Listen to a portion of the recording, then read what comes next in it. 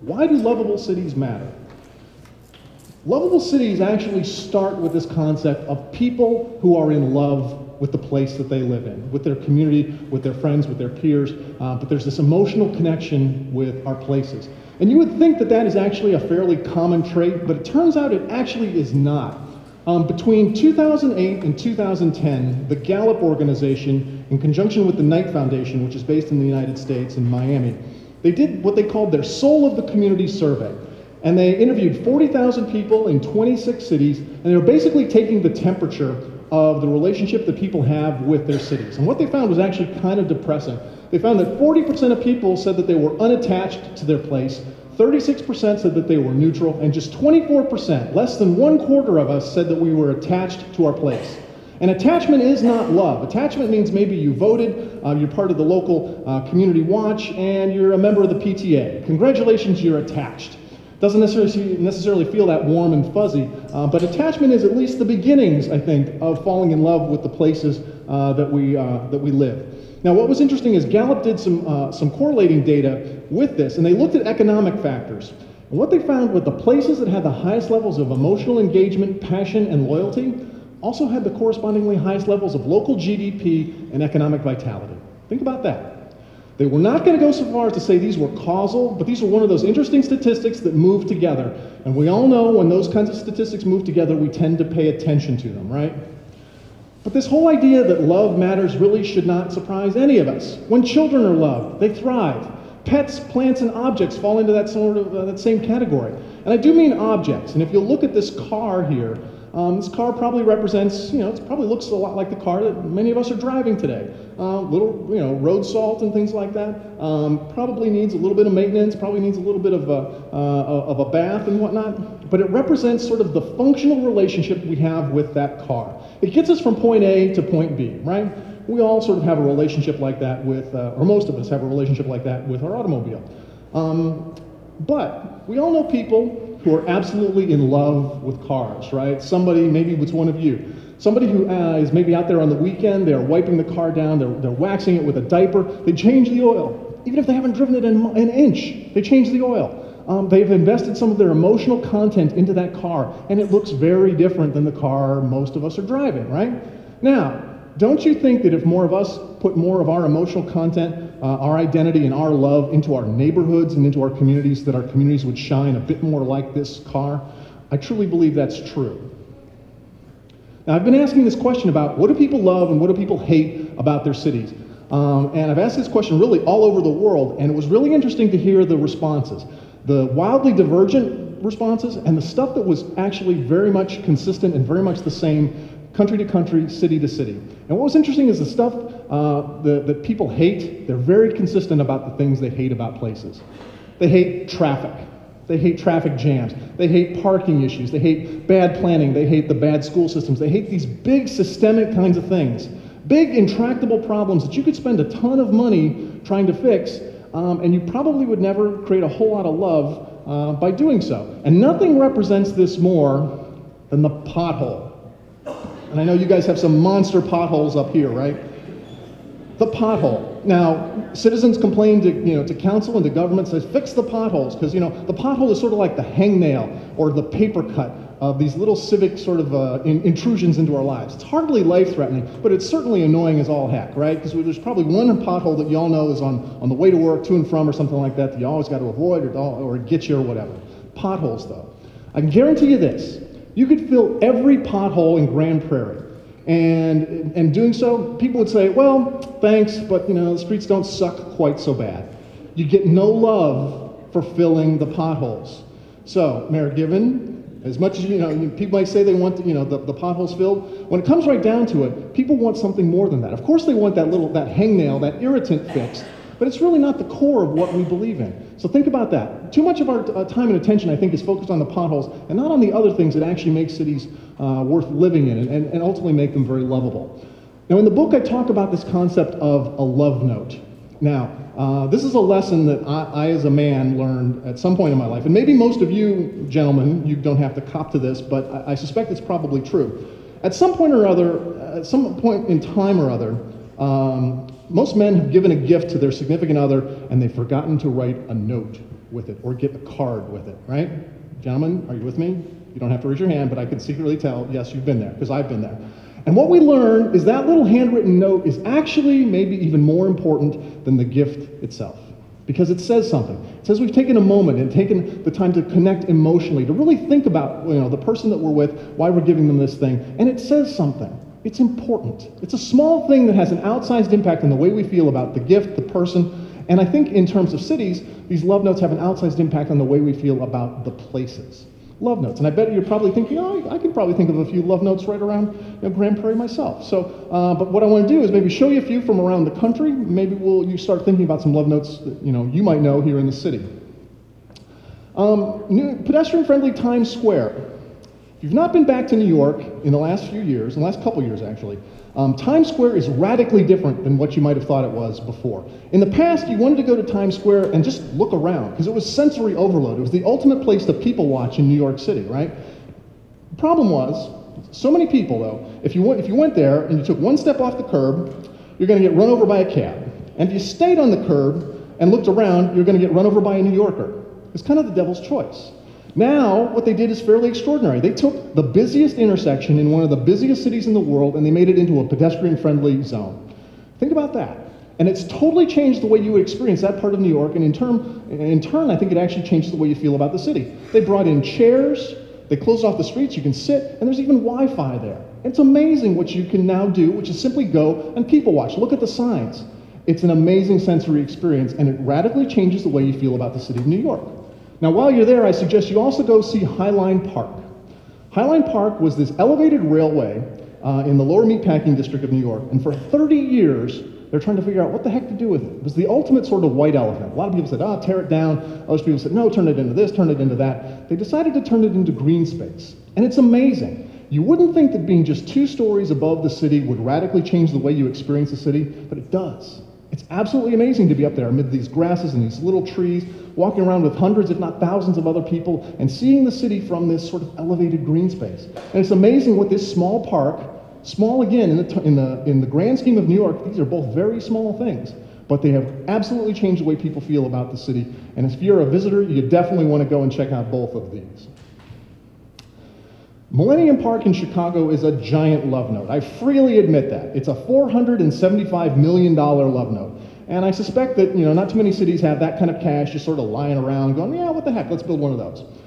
But Millennium Park shows us something that's actually very, very important in our relationships with our places. And it actually underscores something that's even more important about our relationships with our friends and peers. It shows fun. Any folks here have been to Millennium Park in Chicago? A few, okay. Did you have this experience when you walked up to, this is called Cloud Gate. It's also known as the Beam, because all good public art eventually gets a nickname, right? You walk up to it, and it's like this giant funhouse mirror. You find yourself in the mirror, you take your picture. You have your picture taken with your friend. You see kids laying underneath of it, again, like a giant funhouse mirror. You take this picture of the skyline. It's fun. And then right next to it, there are these 2 giant sort of towers that have these video faces that change, and during the summer months, they have these water cannons that spit water out, and you have this big, essentially above-ground pool that you'll see hundreds of kids playing in. And where kids are playing, parents are happy, right? So this illustrates the concept of play. Now think about how important play is in our day-to-day lives with our friends and family. It's those unstructured, unplanned moments of play that are absolutely the bedrock of our relationships with other people. Think about that. Now, how do we carry that forward and have that sort of play relationship with our cities? Certainly, public art is a great way to do that. And I want to thank Grande Prairie, because now I actually have another great example, because you guys have actually kind of figured this out. The new multiplex is a great example of the importance of play. And good on you for recognizing that. And I think it's a fabulous place. I was really impressed. And the fact that you can even surf in there, I thought that's pretty darn cool. I didn't get a chance to do this, but I suspect that, how many folks have surfed here? A few. Is it awesome? It's awesome. So I think more of you need to try that, because play is really quite important in the way we feel about our places. And congratulations on creating a great, great playground for kids and adults, clearly.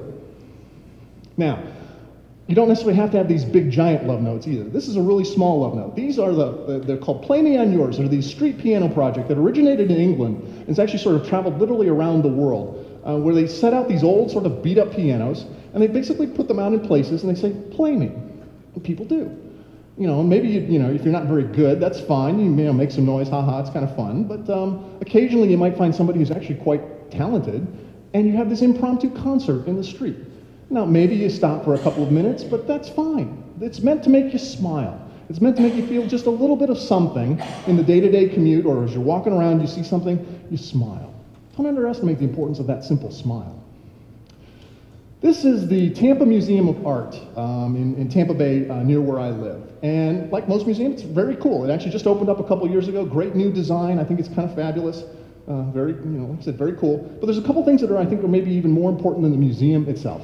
One is the dog park that's out back, right along the river. And the other is the playground that's out front of the museum. Now, I know the museum has to be there to sort of anchor these two things. But as high-minded as I'd like to think of myself, it's like, of course, I always go to the museum. Oh, of course, we always go to the museum, right? How often do you really go into the museum and experience it, the way we sort of think you should? But on a day-to-day basis, hundreds, if not thousands of people are using that museum, but they're using the dog park and the playground. And I bet at some point they said, do we really need that dog park and that playground? I'm telling you, it's a lawsuit waiting to happen, right? Fortunately, they said, no, these are important. They humanize the experience of the museum, and they create something more. They create an exponential impact beyond the size and scope of what they actually are. And I think that's a wonderful example of adding to something in a small way that has an outsized impact on the way we feel. Now, in downtown St. Petersburg, where I live, we have a Saturday morning farmers market. And you wouldn't think that farmers markets are actually that important, but I think they really are. And I know you guys have a pretty good farmers market here. Wasn't open the first couple days that I was here, but isn't that kind of a great place to go? I like to say that the farmers market in St. Petersburg is where St. Petersburg goes to meet itself. If you go, you see friends, you see family, people, it's like, oh, you run into acquaintances, colleagues and things like that. The farmers market, you would tend to think of that, again, as a small thing, but I bet it probably has an outsized impact on the way you guys feel about your city and the way other people feel about their own cities and their own farmers markets. More things that make a city lovable. Dinosaurs make cities lovable. It just does, because the simple truth is kids love them, and when kids are happy, parents are happy, right? We all get that. And this happens to be the sort of outside statues outside the Children's Museum in Indianapolis. And it's very cool, but I think you guys have already figured out that dinosaurs are actually pretty cool because of what you guys did, again, in the multiplex. I think that the T-Rex there actually looks very much like something like they took that mold right out of the Steven Spielberg Jurassic Park movie. I remember that. And then, these things, I think this is great stuff. Very fun, very colorful, well done on that. Dinosaurs make things lovable, right? All right, a few other things that make cities lovable. Rituals and traditions. This is Providence, Rhode Island, a project called Waterfire. Any folks here been to Providence? No? Okay. Waterfire was started in Providence about 15 years ago by an artist by the name of Barnaby Evans. And Providence is a city that has a river that runs through its downtown into this small sort of round lake in the heart of downtown. What they did is they took these metal braziers and they anchored them in the river, and they put cords of wood in them, and they light them on fire. It's water and fire. It is literally the most basic thing in the world, and it's absolutely magical. When you go there during the water fire event, you smell the pine smoke, you hear the crackle of the wood, you see sort of these dancing shadows created by the moving lights. It's basically like a bonfire or a campfire. And how many of us have sat in front of a campfire and literally been just absolutely mesmerized by that, right? There's something about that we as human beings very much respond to. Now imagine taking that sort of campfire idea and taking it to a municipal level, and you have the idea of what water fire actually is. Now, if you're a local, you love this tradition. And if you're a visitor, you want to go to Providence when a water fire is happening. And they do about 6 or 8 of these a year. And a few years ago, I was lucky enough to participate in what they call a lighting ceremony. That's us here.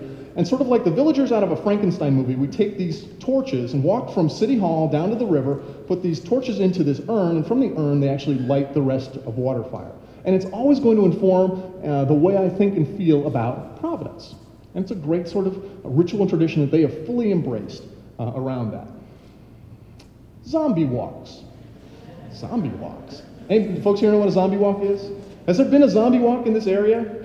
Yeah, okay. Well, for those of you who don't know, a zombie walk is a very slow-moving parade of people dressed as zombies. They sort of shamble through downtown, brains, brains. And really good zombie walks have these designated victims as well. So, the mayor might actually be part of the gag, and he's got goat entrails stuffed inside his shirt. So the zombies descend upon him. We pull out the goat entrails. There's blood, screaming, fun, right? Not for everybody. I totally get that. But zombies this has actually grown to be sort of a worldwide phenomenon. Now, what's interesting is that this is from Pittsburgh. Anybody have any ideas why Pittsburgh and zombies go like that? Anybody? Yes, sir. George Romero, Night of the Living Dead. 1968 movie, Night of the Living Dead. You guys probably remember it and all the sequels that happened, including Dawn of the Dead, which was filmed in Monroeville Mall, which is just outside of Pittsburgh. This has become zombie mecca.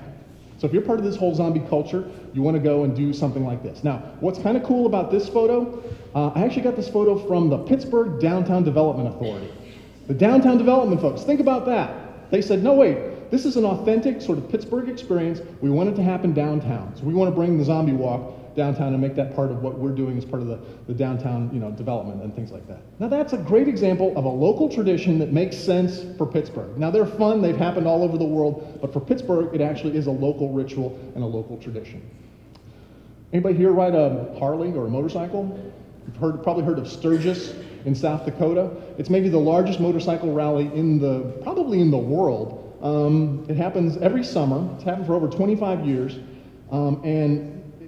To understand the scope of this, you have to understand the size of South Dakota. Big state, probably smaller, definitely smaller than Alberta, but to us, to Americans, it's a big state. About 800,000 people live in South Dakota. At the largest Sturgis event, which was probably about 5 or 6 years ago, they brought in over 700,000 people to the state of South Dakota for this event.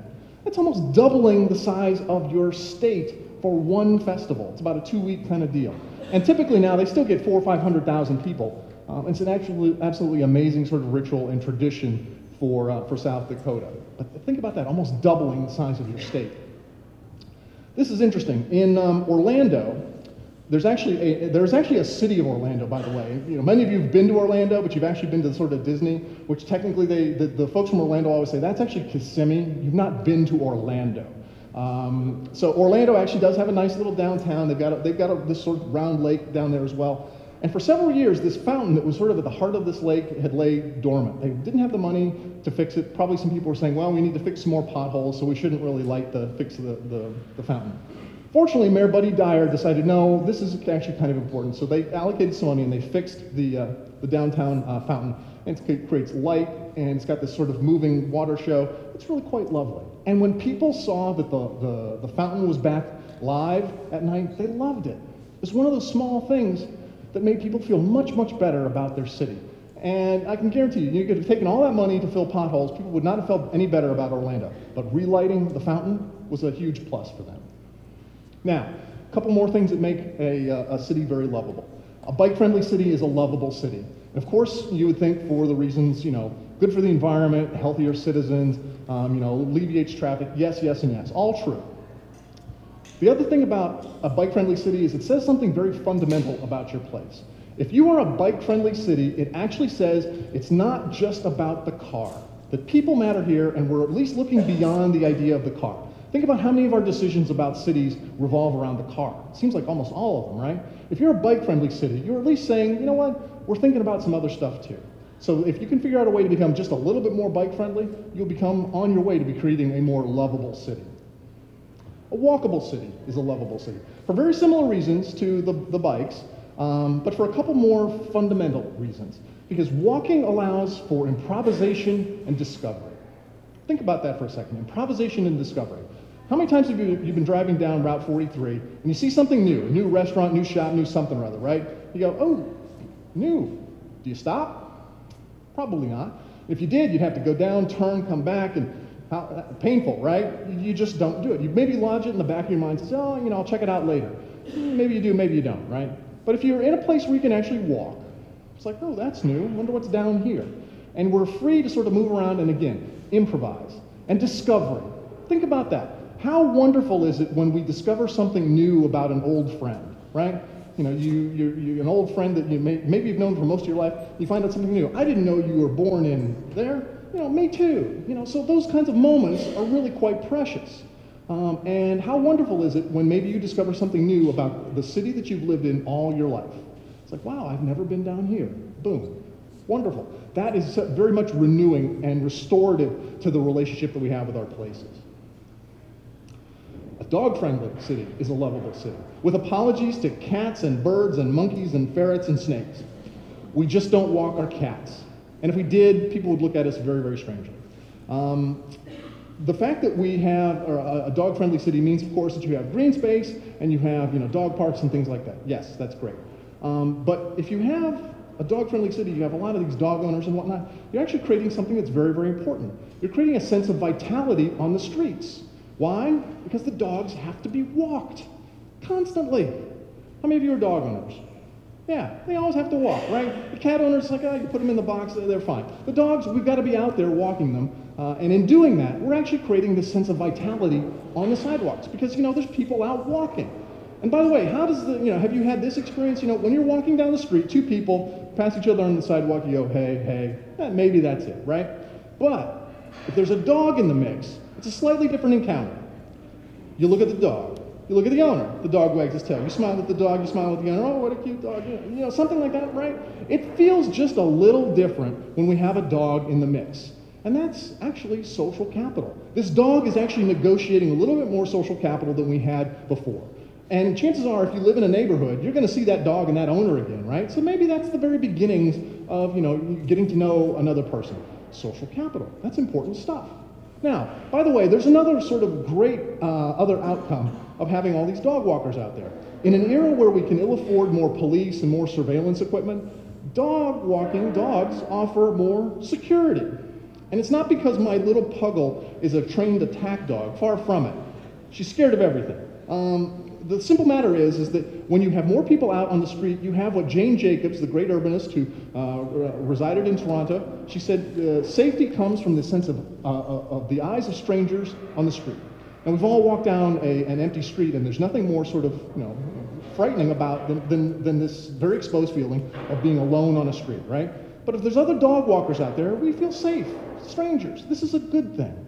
So dogs have this wonderful halo effect beyond the simple fact of putting in, some of those little mitts so you can pick up the poop and throw it away. You think, okay, that's kind of nice. They actually have a larger effect, as do most of these little love notes, if you will. So we're thinking about small things that have an outsized impact on the way we feel about our cities.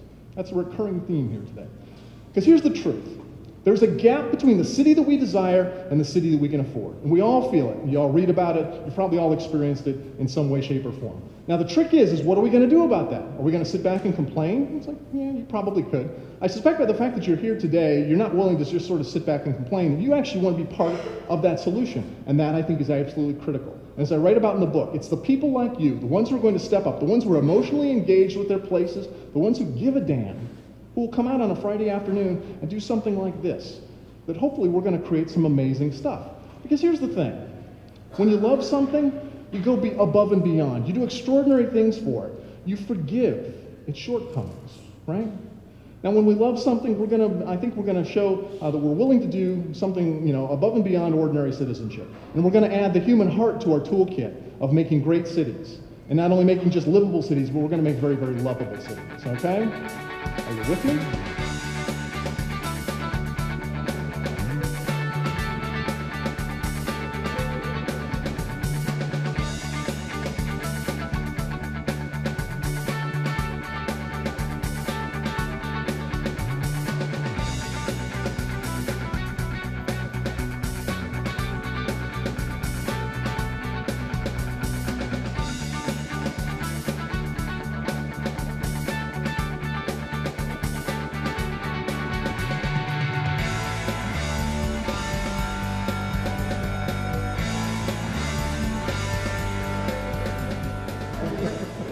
Our group actually came up with a similar idea. We're calling it Prairie Path Grand Footprints. It's kind of a Hollywood Grande Prairie feel. The first $500 will be for the first footprint or block, and it'll be in downtown, part of the revitalized downtown idea that a lot of us had. You have to do something significant for the city, make a contribution, or be a dedicated volunteer. And every year there'd be a vote for a new block, for a new name. All right, very cool. Well, and to add on